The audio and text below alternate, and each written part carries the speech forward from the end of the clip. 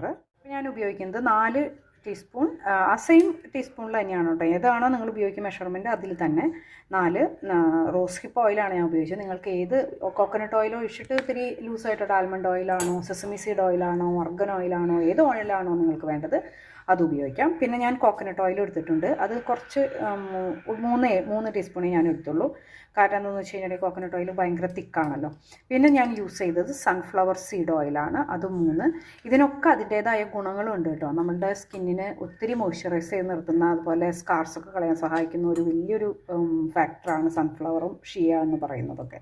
ഇനി ഞാൻ പറയുന്ന ഇൻഗ്രീഡിയൻറ്റ് നിങ്ങൾ മേടിക്കാൻ പറ്റുമെന്ന് വെച്ചാൽ മേടിച്ച് വെക്കുക. കാരണം അത് വളരെയധികം യൂസ്ഫുൾ. ഒരു എസിറ്റൈൽ ആൽക്കഹോൾ എന്ന് പറയും.